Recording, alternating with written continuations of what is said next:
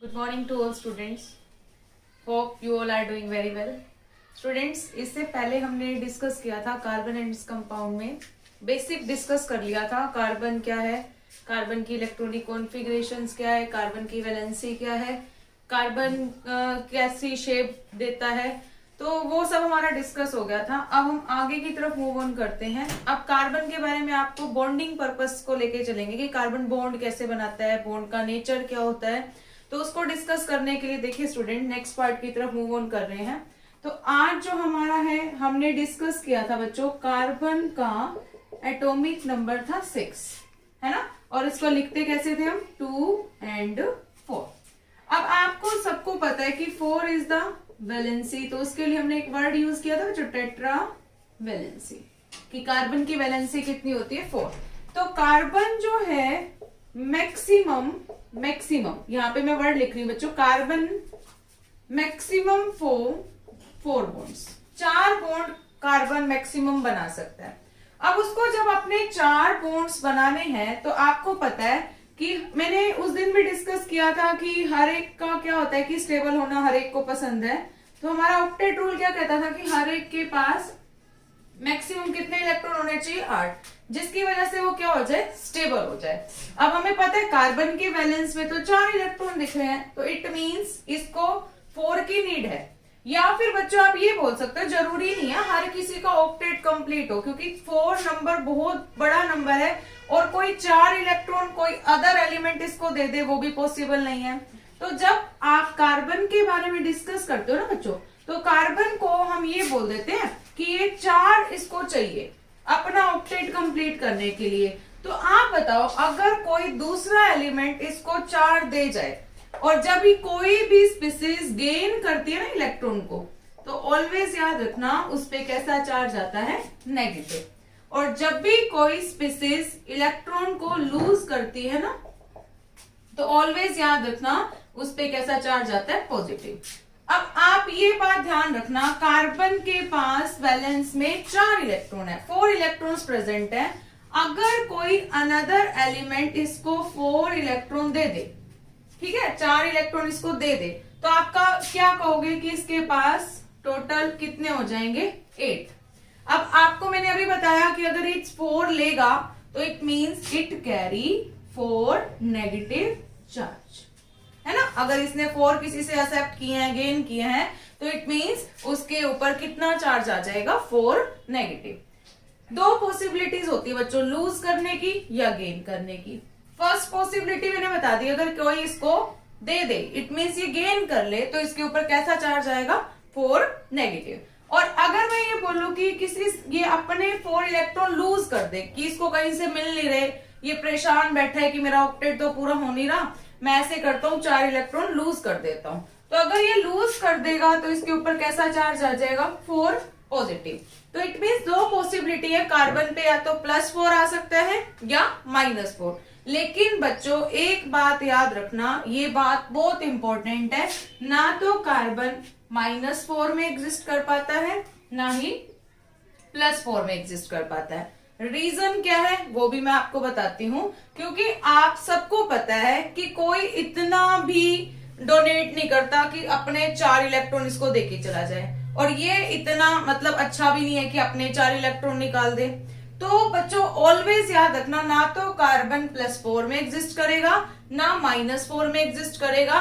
Reason मैंने आपको बता दिया, क्योंकि कोई भी इतनी एबिलिटी नहीं दिखाता कि 4 डोनेट करके चला जाए या 4 एक्सेप्ट करके चला जाए। इसीलिए क्वेश्चन आपका कई बार आता है एग्जाम्स में, व्हाई कार्बन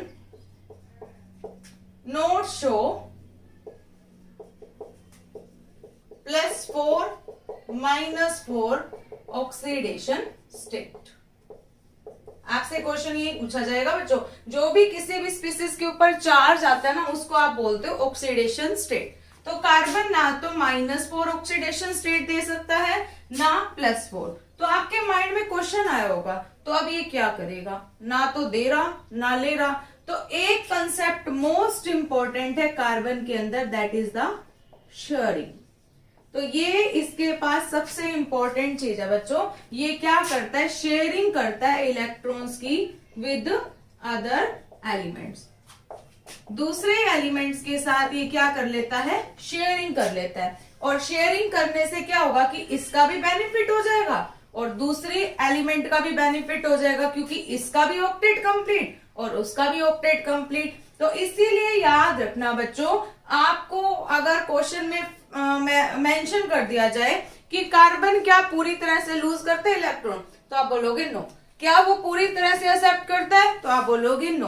तो क्या करता है, वो शेयरिंग करता है, कि वो दूसरे एलिमेंट के साथ शेयर करके बॉन्ड बनाएगा, जिसकी वजह से क्या होगा, शेयरिंग करने से वो दोनों स्पीसीज का क्या हो जाएगा, बेनिफिट हो जाएगा। तो अगर क्वेश्चन में ये मेंशन हो जाए कि कार्बन में का जो बॉन्ड है वो किस वजह से बन रहा है दूसरे एलिमेंट्स के साथ, तो आपको बोलना है वो शेयरिंग की वजह से बनेगा, ना तो डोनेट करने से बनेगा ना ही एक्सेप्ट करने से बनेगा। होपफुली यहां तक आपको टॉपिक समझ में आया। अब हम डिटेल में डिस्कस करेंगे बॉन्डिंग इन कार्बन, कार्बन के अंदर बॉन्डिंग कैसी होगी। तो उसके लिए देखिए बच्चों, सबसे पहले मैंने आपको बता दिया कि जो भी बॉन्ड बनेगा, यहाँ पे जो भी बॉन्ड बनेगा वो किसकी वजह से बनेगा, शेयरिंग की वजह से। तो शेयरिंग का मेन कंसेप्ट जब तक आपको समझ में नहीं आएगा आप आगे मूव ऑन नहीं कर सकते। स्टूडेंट्स, अब हम जो डिस्कस कर रहे हैं वो क्या डिस्कस करेंगे, बॉन्डिंग। बच्चों एक बात हमेशा याद रखना, बॉन्ड जो होते हैं ना बेसिकली 2 टाइप से बनते हैं। एक तो याद रखना डोनेशन करने से या एक्सेप्ट करने से,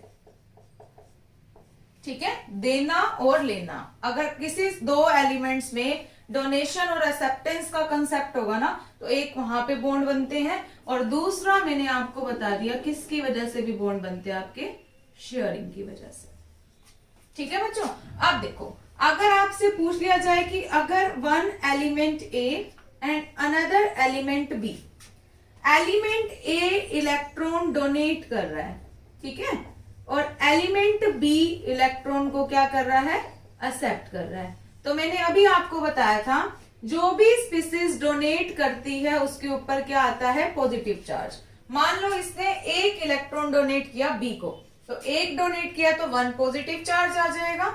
अब जैसे बी स्पीसीज है, ये क्या कर रही है, एक्सेप्ट कर रही है, तो उसके ऊपर क्या आ जाएगा, नेगेटिव चार्ज। तो आपको ये भी पता होना चाहिए, इतनी नॉलेज होनी चाहिए कि जब भी कोई पॉजिटिव चार्ज स्पीसीज होती है ना, तो उसको हम केमिस्ट्री में क्या बोल देते हैं, 1 इज योर कैटायन, और जो नेगेटिव चार्ज स्पीसीज होती है 1 इज योर एनायन। ठीक है, तो ऑलवेज याद रखना जहां पे भी आपके कैटायन और एनायन फॉर्म होते हैं वहां पे बच्चों आपका जो बॉन्ड बनता है ना वो आपका होता है आयनिक बॉन्ड, मोस्ट इंपोर्टेंट। ठीक है, तो जब भी एक स्पीसीज आपकी पॉजिटिव होगी दूसरी स्पीसीज नेगेटिव होगी, इट मींस एक ने डोनेट किया है एक ने एक्सेप्ट किया है, तो उनके बीच में कौन सा बॉन्ड बनता है, आयनिक बॉन्ड। और एक बात और याद रखना, आयनिक बॉन्ड का अनदर नेम अगर आपसे पूछ लिया जाए that is your electrovalent bond. ठीक है, अब आप सोच रहे होंगे ये नाम क्यों दिया गया इलेक्ट्रोवैलेंट। इलेक्ट्रो का मतलब है इलेक्ट्रॉन, वैलेंट का मतलब वैलेंस में से, क्योंकि देखो इसने अपने वैलेंस में से इलेक्ट्रॉन निकाले हैं और इसने अपने वैलेंस में इलेक्ट्रॉन लिए हैं, तो सारा कंसेप्ट किस पे चल रहा है, इलेक्ट्रॉन के ऊपर based. That's why we called it's electrovalent bond. तो आपको फर्स्ट समझ में आ गया होगा कि एक टाइप के बॉन्ड तो कौन से बनते हैं, जब आपका डोनेशन और एक्सेप्टेंस का कंसेप्ट होता है। दूसरा याद रखना बच्चों, जब क्या होती है शेयरिंग। शेयरिंग भी बच्चों आपकी 2 टाइप की होती है, ये कम ही स्टूडेंट्स को पता होता है कि शेयरिंग को भी फर्दर 2 में स्टडी किया जाता है। एक याद रखना बच्चों इक्वल शेयरिंग, ठीक है, और एक होती है बच्चों अनइक्वल शेयरिंग। ठीक है बच्चों, ये बात जरूर याद रखना आप भी कि एक तो होती है हमारी क्या इक्वल शेयरिंग और एक होती है हमारी अनइक्वल शेयरिंग। इक्वल शेयरिंग का मतलब क्या है बच्चों कि मान लीजिए एक एलिमेंट ए है एक एलिमेंट बी है, ये क्या कह रहा है कि एक इलेक्ट्रॉन मैं शेयर कर लेता हूं एक तू ले, तो दोनों के बीच में क्या हुआ, एक एक इलेक्ट्रॉन की शेयरिंग होगी, तो इट मींस इसका भी बेनिफिट हो गया और इसका भी बेनिफिट हो गया। तो इक्वल शेयरिंग किया कि उसने भी एक इलेक्ट्रॉन दिया है, इसने भी एक इलेक्ट्रॉन दिया है। तो याद रखना जहां पे भी इक्वल शेयरिंग होती है आप वहां पे एक वर्ड यूज करोगे, that is the covalent bond. वहां पे हमेशा क्या बनता है आपका कोवेलेंट बॉन्ड। ठीक है, जहां पे भी क्या होगी इक्वल शेयरिंग होगी वहां पे आपका क्या बनेगा कोवेलेंट बॉन्ड। अब सेकंड कंसेप्ट क्या है अनइक्वल शेयरिंग। अनइक्वल शेयरिंग का मतलब क्या है, consider is the A element, this is the B element. A element आपका इलेक्ट्रोपॉजिटिव है, मतलब जो देने में विश्वास रखे, ठीक है, उसको बोलते हैं इलेक्ट्रोपॉजिटिव स्पीसीज। और B is your electronegative species, जिसका मेन फोकस क्या रहेगा लेने का। ठीक है, तो electropositive species, one is your electronegative species. अब जो इलेक्ट्रोपॉजिटिव स्पीसीज है उसने भी एक इलेक्ट्रॉन दिया और बी ने भी क्या किया कि मैं भी शेयरिंग में देता हूं एक इलेक्ट्रॉन।